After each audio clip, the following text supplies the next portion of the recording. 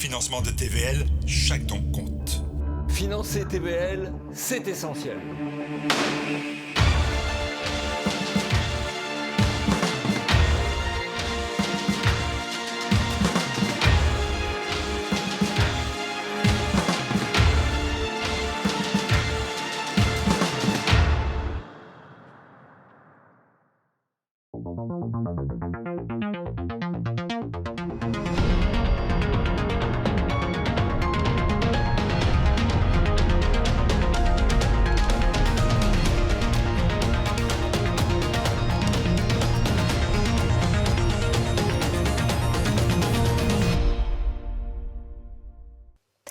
Bonjour à tous, je suis ravie de vous retrouver pour ce nouveau numéro du Nouvel Immédiat. Et bonjour Jean-Yves. Bonjour Floriane. Aujourd'hui, on va faire un point, un très gros point même sur l'affaire de Nanterre. On va revenir sur la vidéo, évidemment, du drame qui s'est passé. Et puis, on enchaînera avec le dossier du jour qui sera consacré à l'arrivée de Geoffroy Lejeune dans le JDD et la guerre des journalistes contre le pluralisme. Et puis, pour les pastilles de l'information, on reviendra rapidement, parce que vous l'avez compris, le programme est chargé sur l'affaire russe et également Darius Rochebin qui nous en a bouché un coin cette semaine, et le hijab dans le foot et Franck Ribéry. Vous allez voir, le portrait piquant de la semaine sera, lui, consacré à Sophia Aram. Immédiat numéro 450, c'est parti.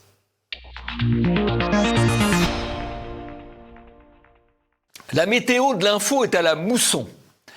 La mousson lacrymale, la mousson d'émotion.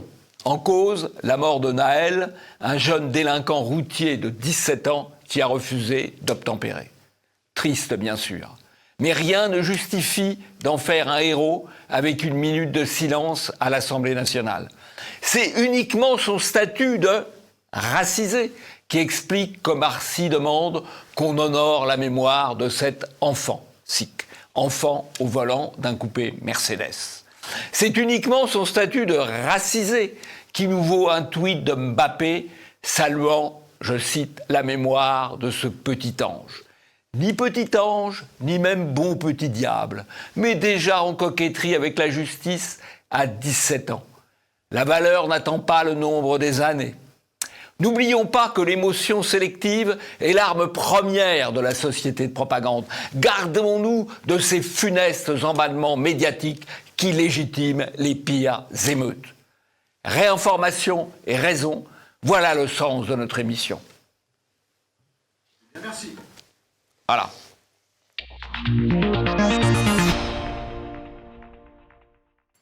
Je vous propose, chers téléspectateurs, pour commencer cette image de la semaine, de revisionner l'image de cette voiture et de ces policiers suite au refus d'obtempérer d'un jeune de 17 ans, Naël, le prénom qui est sur toutes les lèvres aujourd'hui.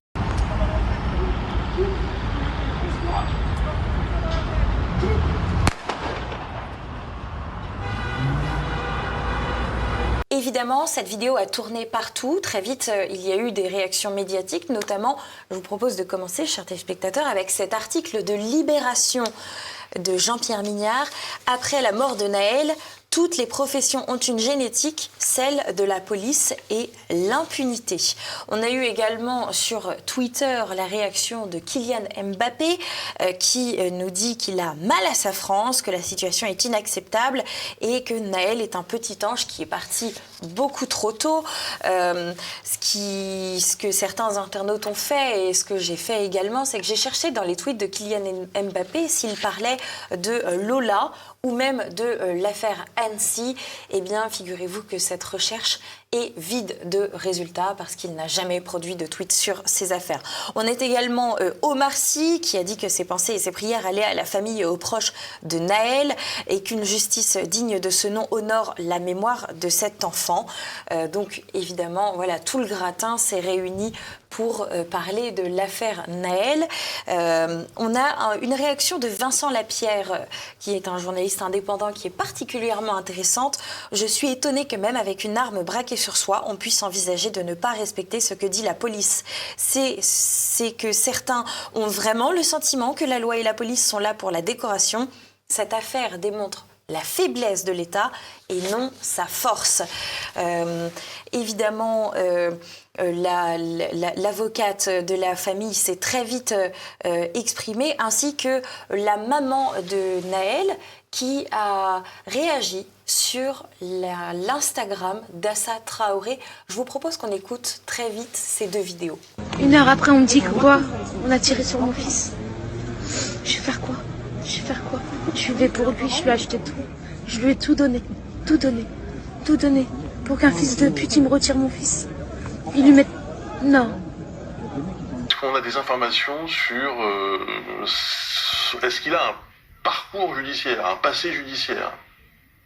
C'est peut-être un peu dommage qu'on parle tout de suite de son passé judiciaire, parce qu'en réalité, il n'en a pas. Finalement, je pense que c'est un non-sujet, en l'occurrence, et surtout un gamin qui vivait avec sa mère, qui avait pas, qui était très aimé dans le quartier, qui était livreur de pizza.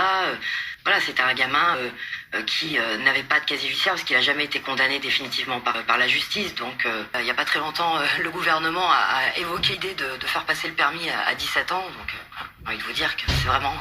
pour moi, absolument un non-sujet. Qu'il ait un permis ou pas, qu'il ait 17 ans ou pas, c'est pas ça le problème en réalité. Tous les jours, il y a des gens qui conduisent sans permis et qui ne se font pas tuer par la police. Dans la séquence que vous venez de voir, il y a plusieurs choses intéressantes. On a la mère de Nahel qui a la tête sur l'épaule d'Assa Traoré, qui est donc la personne qui filme et qui a produit ces images sur son Instagram pour faire réagir. Et on a également cette avocate, Jean-Yves, je pense que vous allez nous dire quelques mots des propos qu'elle tient. 2 choses. Le fait que la mère s'exprime sur l'Instagram d'Assa Traoré, c'est un appel à l'émeute de fait, compte tenu de la clientèle de la famille Traoré. Alors, quant à l'avocate, elle est quand même assez étonnante quand elle nous dit c'est un brave garçon, c'est un livreur de pizza. Le livreur de pizza, il roule en coupé Mercedes. À 17 ans, accessoirement, le permis de conduire, pour le moment, c'est 18 ans quand même. Il roule en coupé Mercedes, c'est un livreur de pizza. On se moque de qui? De plus, dire que c'est un non-sujet, son casier judiciaire, ou même qu'il conduisait une voiture à 17 ans sans permis, c'est un peu fort de café pour une avocate quand même. On peut continuer donc dans les réactions médiatiques. Il y a également cette réaction d'Emmanuel Macron qui, lui, dénonce des faits inexcusables et inexplicables. C'est vraiment inexplicable, Jean-Yves? Là, je crois qu'on est typiquement dans la déclaration du type qui est derrière un bureau ou derrière un micro et qui ne comprend pas ce qui peut se passer sur le terrain. Oui, il est probable, c'est ce que la justice d'ailleurs a décidé, en tout cas provisoirement, en mettant en examen le policier pour usage anormal de son arme et en le mettant en détention préventive. Il est possible, effectivement, que ce policier ait commis une erreur, une faute, mais je ne crois pas que ça soit inexplicable et inexcusable quand on connaît le contexte, quand on sait que les policiers vivent en permanence des situations de tension. Eh bien oui, il peut y avoir des choses comme celle-là qui sont peut-être condamnables, mais qui ne sont sûrement pas ni inexplicables ni inexcusable. Et je crois que là, Macron a tiré dans le dos, finalement, si j'ose dire, de ce policier. Alors, on a l'Assemblée nationale aussi qui a fait une minute de silence pour le jeune homme de 17 ans, Nahel. Ça aussi, est-ce que c'est surprenant, Jean-Yves, cette minute de silence? Il y a une tendance à faire des minutes de silence de plus en plus souvent. Il y a un moment où il faudra peut-être arrêter avec ce processus. Au cas particulier, je trouve que c'est quand même une minute de silence choquante. Pourquoi ? Parce que on peut tout à fait déplorer la mort de ce garçon, mais désolé pour monsieur Mbappé ou monsieur Omar Sy, ce n'était pas un petit ange. Il n'avait que 17 ans et il avait déjà 15 mentions au fichier des antécédents judiciaires. On va dire pas encore condamné, non, parce que la justice est lente et même s'il a commencé très vite dans la carrière de la délinquance. Il n'a que 17 ans, mais 15 antécédents judiciaires. Alors à la fois pour des refus d'obtempérer, ça n'est pas le premier, pour des délits routiers, pour des conduites avec une fausse plaque d'immatriculation, pour de la consommation de stupéfiants, pour de la vente de stupéfiants.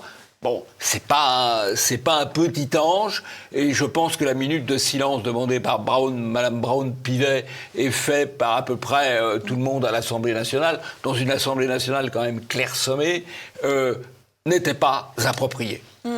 D'autant plus qu'on se souvient qu'il y avait eu une minute de silence pour le drame d'Annecy, ces enfants qui avaient été poignardés dans des poussettes, mais que les médias, par exemple, avaient titré pour la minute de silence du Rassemblement national pour Lola que c'était une minute de silence qui divise.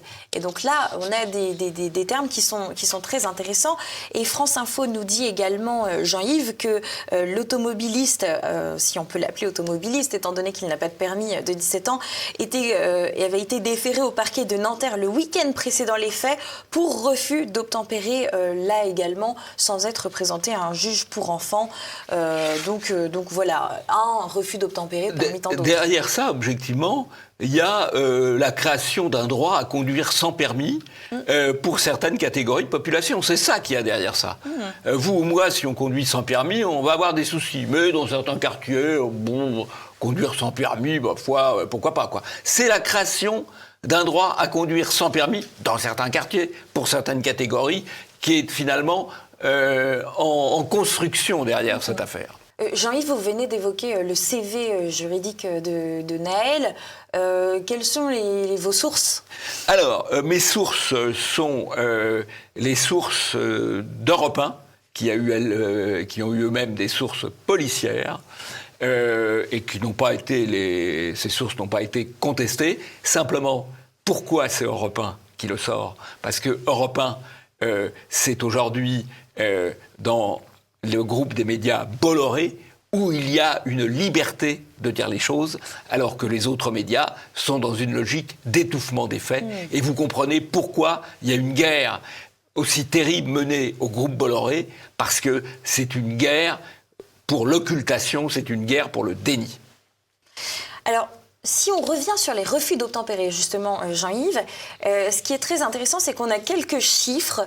Il y a eu 13 morts en 2022 suite à des refus d'obtempérer, nous dit Le Point, et que cela posait des questions sur l'usage des armes par la police.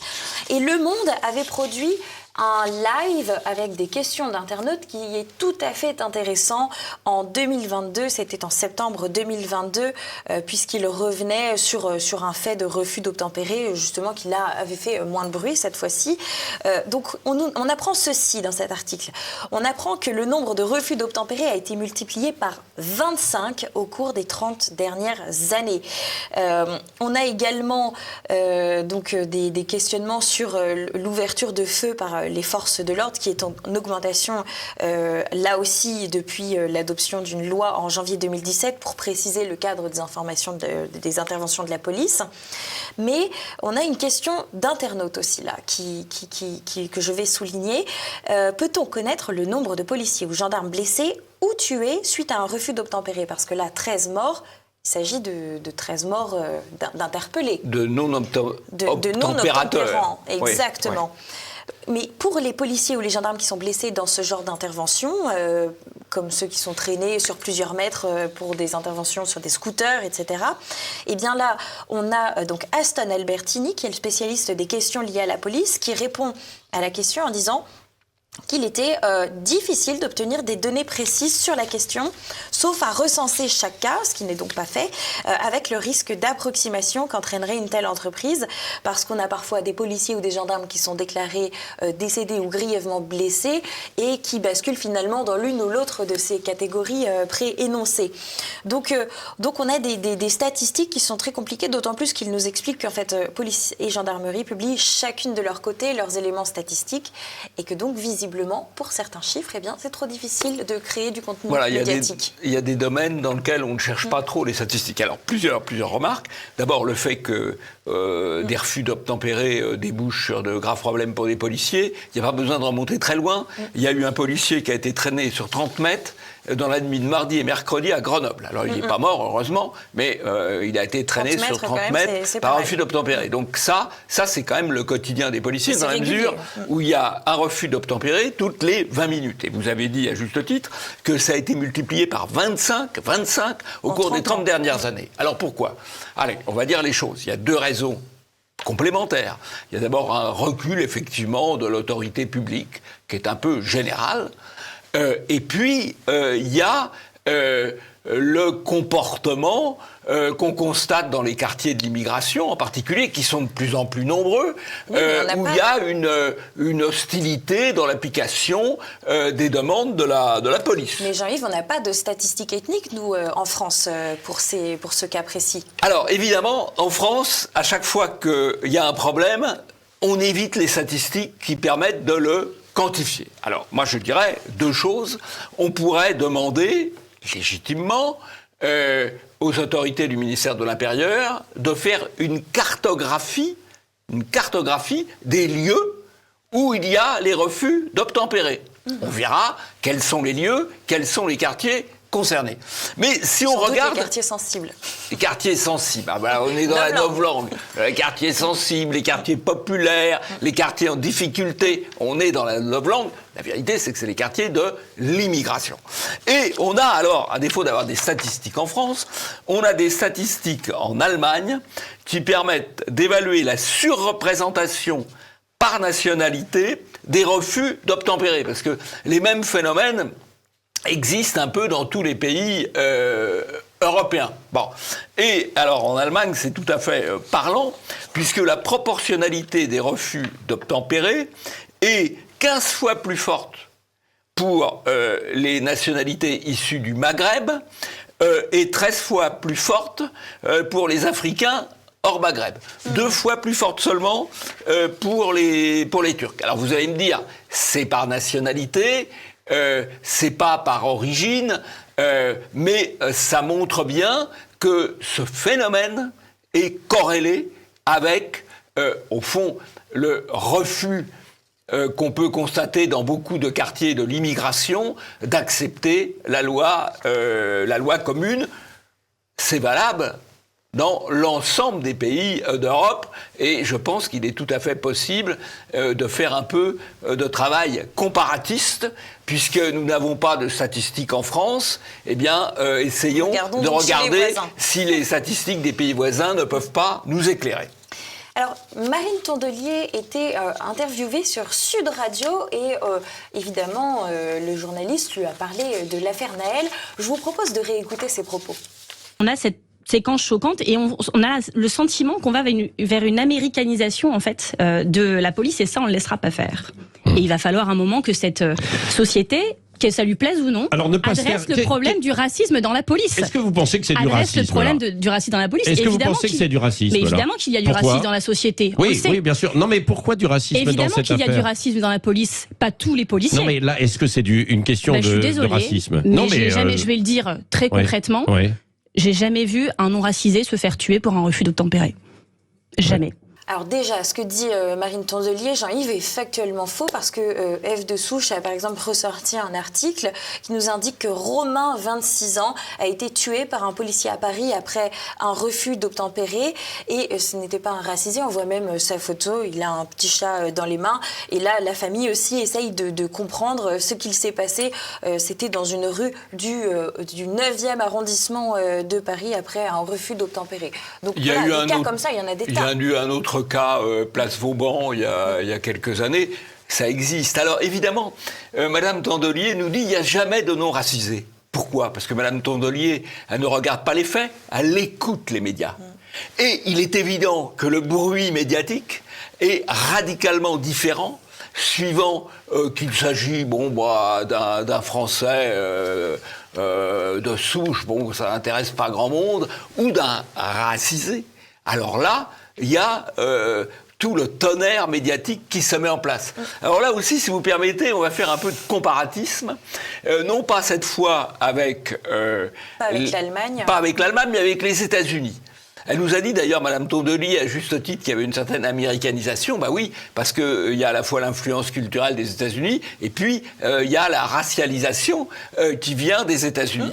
Et aux États-Unis, aussi, d'ailleurs. Aux États-Unis, on a il y a une étude qui a été faite sur l'indice du bruit médiatique, selon que la victime est blanche ou noire. Et le rapport est de 1 à 100, voire de 1 à 1000 dans l'affaire de Floyd. C'est une étude qui a été publiée sur un compte Twitter que je recommande, qui est celui de Je réinforme. Voilà. Donc là aussi, comparatisme. Alors on me dit c'est aux États-Unis, c'est pas en France. Bah oui, on travaille avec les statistiques dont on dispose. Naturellement. Alors, bien sûr, des vidéos aussi, on a pu en trouver des tas de la sorte, des émeutes. Et notamment, moi, je voudrais revenir sur la revue de presse de cet adolescent qui a été tué par un policier à Nanterre, parce que on a à Mantes-la-Jolie une mairie de quartier qui a été incendiée. BFM TV nous parle de tension. Sur RMC, on nous parle de violences urbaines. Dans Le Parisien, ce sont des échauffourées. Alors les images, je vous les mets juste là. On peut voir par exemple des pompiers qui se font agresser par des tirs de mortier ou de feux d'artifice. Et puis la nuit, c'est un véritable feu d'artifice, mais non pas dans les airs, mais en ligne sur les policiers qui essayaient de sécuriser le quartier de Nanterre. À Pablo Picasso notamment, eh bien, on les voit qui sont visés par ces tirs. Jean-Yves, là aussi peut-être un point sur cette réaction médiatique. Alors là, les premières réactions que vous citez, c'est celles du premier jour où les médias sont en mode midération. Où ils parlent d'échauffourées. Bon, alors, on sait, la deuxième nuit a été beaucoup plus chaude. Malgré ou à cause des propos de Macron sur le fait inexcusable, inexplicable, comme l'a dit... les minutes de silence n'éteignent pas les incendies. Les minutes de silence n'éteignent pas les incendies, et on peut avoir à la fois le déshonneur et les émeutes. C'est pas incompatible. Alors, ce qui est quand même frappant dans ces événements, c'est qu'on dit, c'est un peu comme en 2005. En 2005, il y avait eu effectivement une série d'émeutes à la suite de la mort de Zayed et Bouna, qui étaient poursuivis par la police, mais qui s'étaient tués eux-mêmes en rentrant dans un transformateur électrique. Mais par rapport à 2005, il faut voir l'évolution que ça va prendre, exactement, mais c'est plus ample. Ça concerne plus de villes, ça concerne plus de lieux, plus de faits. Il y a eu un tramway qui a été brûlé à Clamart. Il y a eu des attaques de commissariats. On pourrait dire, on comprend, ils sont fâchés contre les policiers, mais pas seulement de commissariats, de mairies annexes, d'écoles, de crèches, de centres sociaux. Quel est le sens de cela, si ce n'est faire une guerre totale aux institutions? Et puis il y a une chose qui est très importante. Il y a deux choses qui sont très importantes. C'est les attaques, non pas seulement de policiers, mais de pompiers. Les pompiers, ils n'ont jamais fait le moindre mal. Ils sauvent, ils interviennent. Les pompiers sont attaqués, c'est pas nouveau, ça fait une quinzaine d'années que les pompiers sont attaqués, mais là, ça prend une ampleur nouvelle.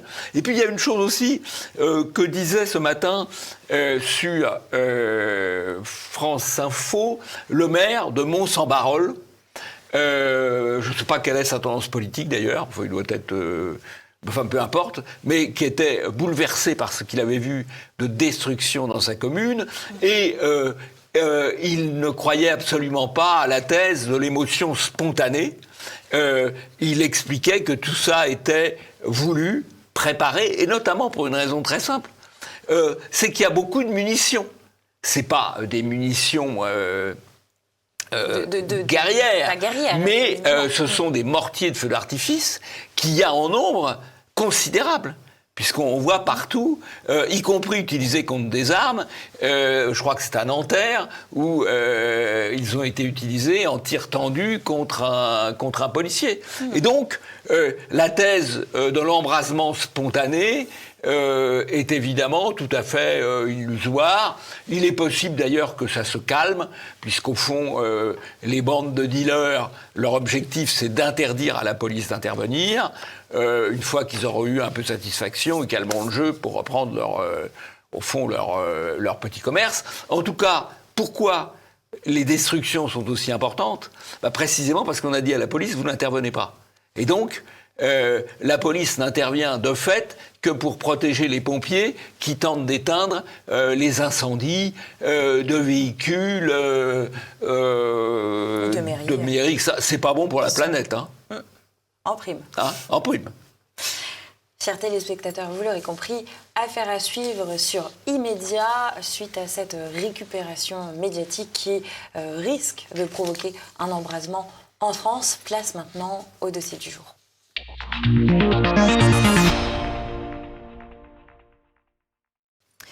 On continue, chers téléspectateurs, avec l'affaire du JDD suite à la déclaration de l'arrivée de Geoffroy Lejeune. La grève a été déclarée au JDD.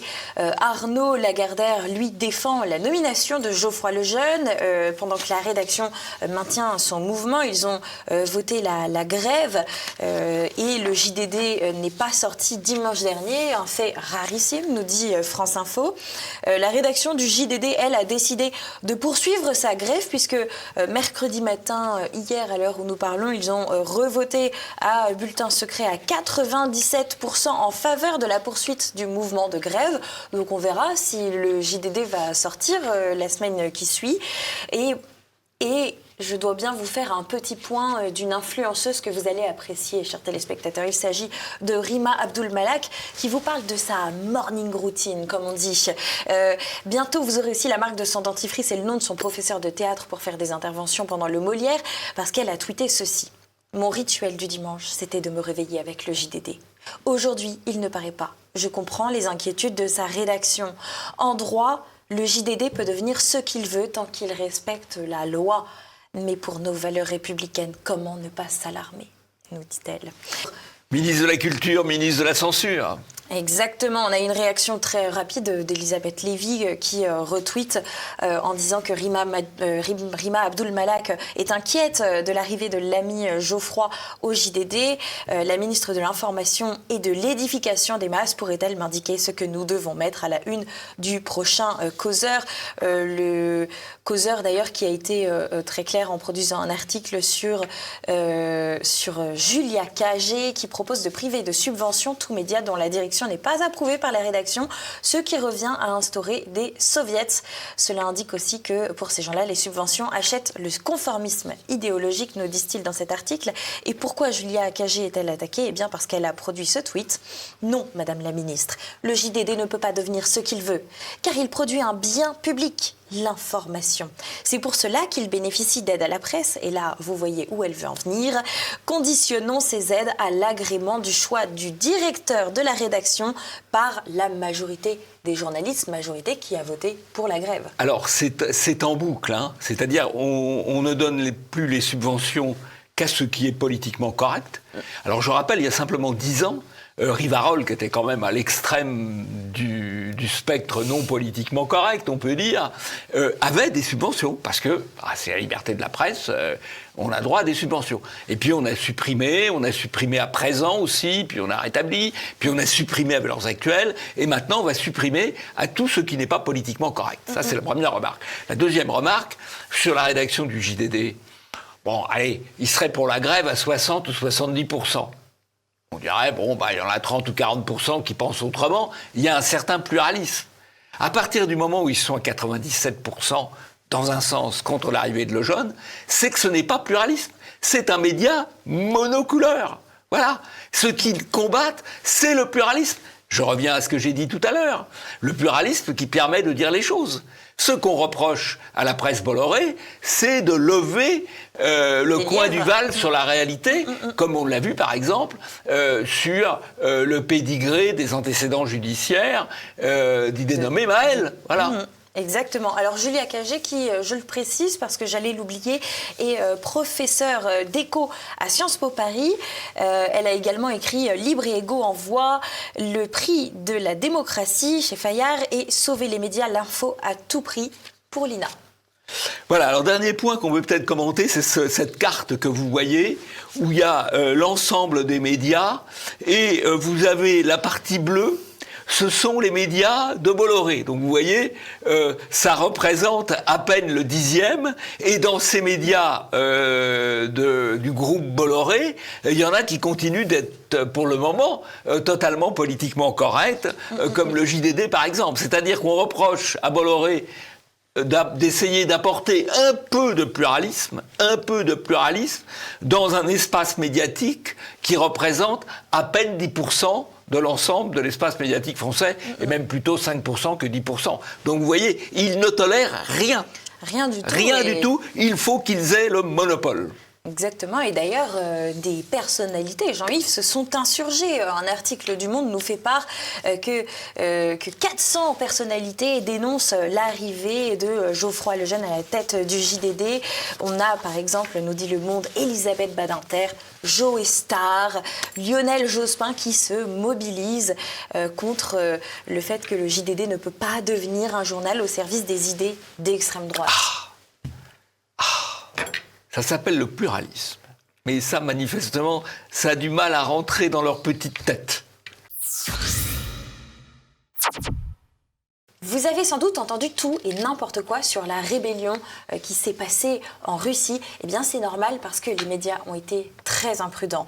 On a par exemple cet article de La Dépêche. Rébellion en Russie, le pouvoir de Poutine est profondément ébranlé, selon l'ex-ambassadeur de France, Jean de Glignasti.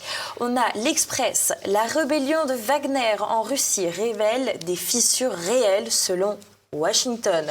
On a Slate, rébellion de Prigojine, la Russie au bord de l'effondrement politique. La chevauchée de la milice Wagner a dévoilé la décomposition de l'armée de l'État russe. Ça, c'est le Figaro avec Laure Mandeville. Jean-Yves, je crois que vous allez nous en dire un peu plus sur cette journaliste. Oui, alors il y a un certain nombre d'articles qui finalement disent, bah oui, c'est vrai que le pouvoir russe a été quand même à minima ébranlé.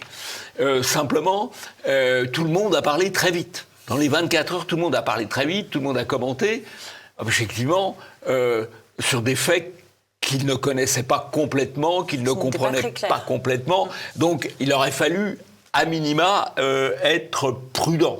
Alors, je dois dire que Madame Mondeville a été, elle, carrément imprudente. Les autres, bon, ma foi, dire qu'il y a des fissures à Moscou, pardon, oui, certainement, oui. Dire que la Russie est au bord de l'effondrement politique, c'était peut-être un peu prématuré. Mais Madame Mondeville dit, la milice Wagner a dévoilé la décomposition de l'armée et de l'État russe, ce qui est déjà arrivé dans l'histoire, en 1917 ou en 1991, donc ça pourrait arriver encore.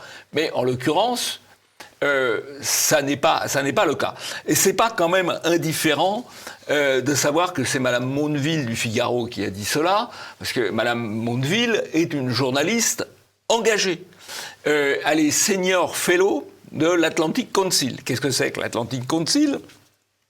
C'est un think tank atlantiste, otaniste, qui a entre 30 millions et 50 millions de budget annuel, avec lequel il finance des études, et donc il finance les gens qui reçoivent les études qui leur sont commandées. Donc je crois que Mme Mondeville a tout à fait le droit de dire ça, mais le Figaro devrait préciser peut-être qu'elle est senior fellow de l'Atlantic Council. Voilà, c'est tout. De même qu'on disait à un moment, quand il y avait les médias Russia Today et autres, on disait médias financés par l'État russe. Bah oui, après tout, c'était une information. Voilà. Ça recontextualise l'article. Voilà. Tout à fait.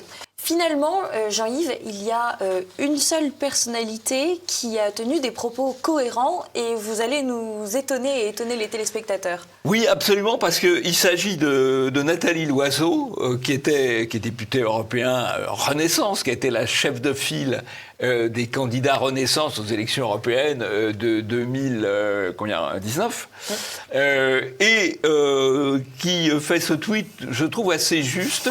Retour sur la journée d'hier et petit guide de traduction à propos des experts de plateau. La situation est complexe. Ça veut dire que je n'ai aucune information. À ce stade, tout devient possible. Ça veut dire que je ne comprends rien. Merci à ceux qui ont osé dire « je ne sais pas ». Ils sont trop rares. Bravo à ceux qui ont résisté à l'appel des Sunlight parce qu'ils savaient qu'ils ne savaient pas. Ils se reconnaîtront. Je pense qu'elle se reconnaît elle-même. Mais c'est vrai que ceux qui ont refusé d'aller sur les plateaux, y compris si ce sont des gens comme Madame Loiseau, ont eu du mérite plutôt que d'aller bavarder sur des choses qu'ils ne connaissent pas. Alors Monsieur Rioufol, lui, allume les généraux de plateau qui, pour lui, ressemblent de plus en plus aux médecins covidistes, aux médecins de plateau. C'est un peu vrai. Le problème du plateau, c'est qu'il faut dire des choses très fortes, très vite, sur des sujets qu'on connaît parfois très mal. Elle va pouvoir préfacer bientôt, je pense, Madame Loiseau, le prochain livre que vous produirez sur la réinformation, Jean-Yves. Peut-être, je lui demanderai peut-être. Je ne sais pas si elle acceptera, mais en tout cas, bravo à elle. Voilà. On a eu, alors il n'y a pas que les médias qui ont été imprudents sur ce conflit qui a eu lieu au cœur de la Russie, cette rébellion même, utilisons les mots justes. On a Joe Biden qui a été interviewé sur la situation russe. C'était mercredi dernier, hier, à l'heure où nous parlons. Et Joe Biden, il a un petit peu confondu certaines choses en géographie. Les propos ne sont pas très clairs, mais je vous propose de les entendre. It's hard to tell, but he's clearly losing the war in Iraq. He's losing the war at home. And he has become a bit of a pariah around the world. Traduisez-nous le président Biden. Alors, le journaliste lui demande quelles sont vos impressions sur les événements de la Russie. Il dit qu'il est en train de perdre la guerre en Irak. Et ensuite, il dit c'est une sorte de paria dans le monde entier. Et là, ce qui va être particulièrement intéressant, Jean-Yves, c'est le traitement médiatique de ce propos de Joe Biden. Les médias vont corriger Joe Biden parce qu'il parle évidemment de la guerre en Ukraine lorsqu'il dit guerre en Irak, mais c'est encore un dérapage de Joe Biden. Et les médias, eux, disent Poutine, Joe Biden qualifie Poutine de paria qui perd clairement la guerre en Ukraine. Ça, c'est le soir, alors qu'il dit la guerre en Irak. On a l'Express qui, lui, revient sur perd clairement la guerre. Point. Il ne continue pas plus loin pour ne pas méciter le président Joe Biden. On a Ouest France qui perd clairement la guerre. Et on a également la presse.ca qui corrige également Biden qui perdait clairement la guerre en Ukraine. Donc c'est intéressant maintenant, il faut que les médias fassent les vérifications. Ça peut arriver un lapsus. Mais avec Biden, c'est quand même extraordinairement fréquent. Et donc, ça pose quand même la question de savoir si Biden gouverne vraiment les États-Unis, ou si c'est un peu comme à la fin de Bouteflika en Algérie, où Bouteflika était le président en titre, mais derrière, c'était un groupe de militaires occultes ou de mafias occultes qui gouvernaient. Qui gouverne les États-Unis aujourd'hui? C'est la vraie... Je ne sais pas, honnêtement, je ne réponds pas. Mais je pense que les médias devraient quand même commencer à poser la question. Je dois dire que ce matin, j'ai entendu sur France Info qu'on citait quand même la phrase « Poutine a perdu la guerre en Irak ». Voilà, donc il y a quand même la répétition des erreurs, on va dire, des égarements, commencent quand même à amener certains journalistes à se poser des questions. Ils sont un peu lents, mais enfin, ça devrait finir par arriver.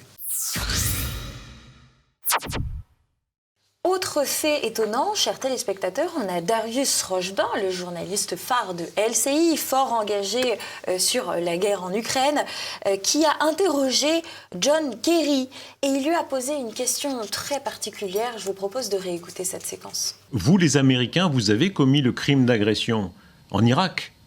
Et ces pays du Sud disent, mais est-ce qu'il faut juger George Bush? Pourquoi un George Bush n'est pas jugé de la même façon? Vous y seriez favorable? Non. Non. Pourquoi?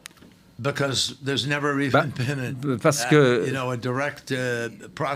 il n'y a pas eu d'accusation à l'encontre du président Bush. Alors s'il y avait eu des abus de pouvoir, oui. Jean-Yves, là, Darius nous en a bouché un coin. Ah oui, alors il est très... La formule est excellente, Florian. Oui, alors là, il est quand même incroyable parce que il pose benoîtement la question, est-ce qu'il ne faudrait pas poursuivre Bush pour la guerre en Irak, qui a fait effectivement des centaines de milliers de morts, peut-être des millions de morts.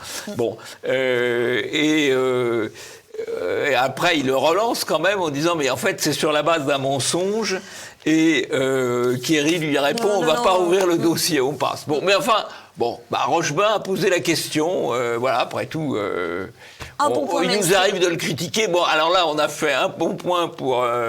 Loiseau, maintenant un bon point pour Rochebin, il va être temps de terminer l'émission.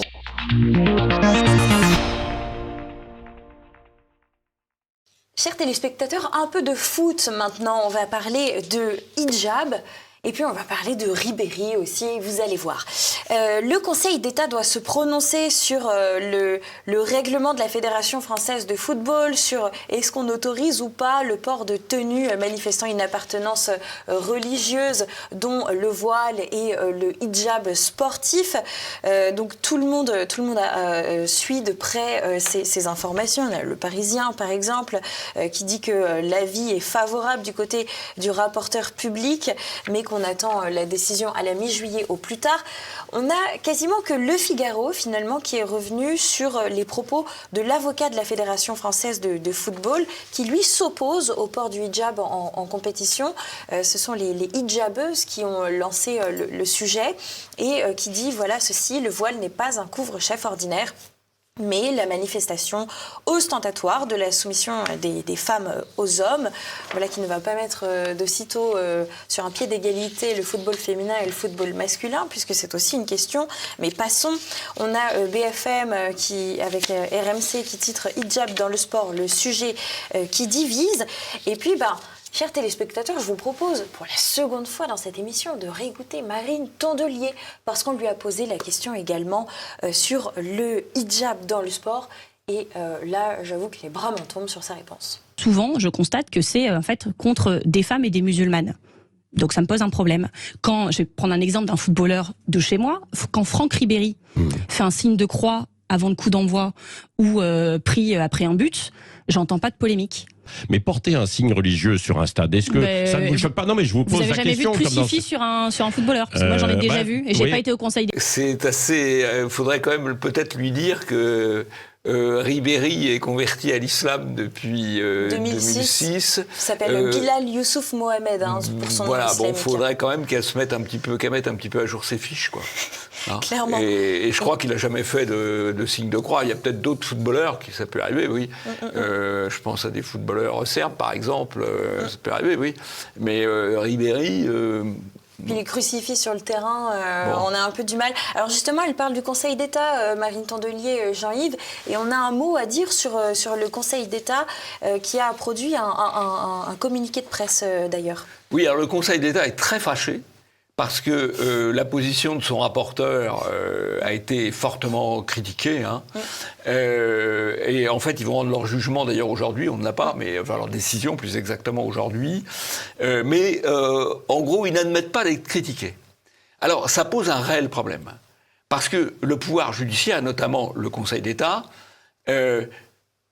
prend des décisions politiques absolument considérables. C'est eux, par exemple, qui ont imposé le regroupement familial à partir de 1978. C'est eux qui ont facilité, qui ont pris les décisions, qui ont permis l'extension du domaine du voile à l'école ou ailleurs. Donc ils prennent des décisions politiques, qui ont des conséquences politiques. À partir de là, ils doivent accepter d'être critiqués. Ça fait partie du débat d'intérêt général que de critiquer les positions du Conseil d'État dans un sens ou d'un autre, à partir du moment où ce sont des décisions politiques, avec un habillage juridique, bien entendu. Mais le juridique n'est dans cette affaire que l'habillage. Voilà. Donc il va falloir qu'ils acceptent d'être critiqués.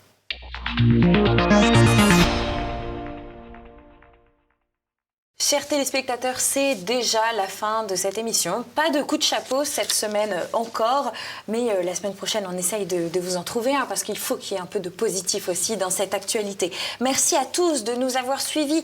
Je vous rappelle, n'oubliez pas de cliquer sur le pouce en l'air, de partager cette émission. Et puis, vous pouvez également nous laisser un commentaire. On les lit toujours avec beaucoup d'attention, je dois le dire. Et je vous remercie aussi. Je voulais vous remercier parce que vous êtes près de 60 000 à avoir regardé la précédente émission. Jean-Yves, on ne se quitte pas et on ne laisse pas les téléspectateurs sans leur annoncer le portrait piquant du jour. Portrait piquant du jour de Claude Cholet et de Logim sur Sophia Aram, l'humoriste de France Inter. Ça sera piquant. Et d'ici là, chers téléspectateurs, portez-vous bien et à très vite sur TV Liberté. Issue d'une famille d'origine marocaine, Sophia Aram est née à Ris-Orangis en 1973. Elle s'illustre en août 2022 en se réjouissant de la mort de la Russe Daria Dugina, assassinée par un terroriste, je cite, « une occasion de reprendre 2 fois des moules ». Fin de citation. Après une maîtrise d'arabe et d'anthropologie, Sophia Aram s'initie à l'art de l'improvisation avec Jamel Debbouze, puis se tourne vers l'audiovisuel. Après quelques interventions sur Énergie et sur Europe 2, elle tient une chronique hebdomadaire sur France Inter. Les diatribes et les polémiques deviennent alors son fonds de commerce, privilégiant les cibles comme Marine Le Pen, Nadine Morano, ou les électeurs du Front National. À l'été 2013, France 2 lance l'émission « Jusqu'ici, tout va bien » tous les jours. L'humour politiquement correct de celle qui affirmait que, je cite, « les électeurs du Front National sont des gros cons », fin de citation, se mue en accident industriel. Et l'émission ne dure que quelques mois. Le 8 mai 2017, Sophia Aram souhaite la bienvenue aux auditeurs en arabe, pour se payer les électeurs de Marine Le Pen, dont la candidate est distancée au second tour. Elle lance ainsi en arabe, je cite, « Mesdames et messieurs, bonjour et bienvenue sur France Inter », avant de continuer en français. C'est peut-être un détail pour vous, mais pour les 34,2% d'électeurs qui ont voté Le Pen, entendre de l'arabe sur France Inter, surtout ce matin, ça doit faire beaucoup quand même. Peut-être qu'ils ont déjà quitté la France et qu'ils vont même devenir des immigrés. En juin 2011, Khadija Aram, la mère de l'humoriste, est condamnée à 2 ans de prison, dont 18 mois avec sursis, pour avoir promis, contre rémunération, des titres de séjour à des immigrés clandestins. Faux titres de séjour qui n'ont jamais été remis à ceux qui les ont payés. Une affaire familiale qui fait tâche pour Sophia, qui aime à se présenter comme la petite sœur des pauvres et des déshérités. Terminons par une citation sur France Inter le 21 juin 2021. Je cite, « Le Zemmour est une espèce protégée, un peu comme les pandas, une petite chose fragile qu'il convient d'abriter des sarcasmes et des médisances à l'intérieur d'un parc naturel composé de CNews, C8, Canal et peut-être Europe 1. Une réserve naturelle de timbrés du populisme ultra-droitier, dans laquelle Bolloré protège les petits Zemmour le temps qu'ils se reproduisent et qu'on puisse les réintroduire dans leur milieu naturel. » Fin de citation. Ah, excusez-moi, on m'appelle dans l'oreillette. Une information à confirmer. Sophia Aram aurait été déclarée persona non grata au Maroc. Les Marocains ont plus de bon sens que nous.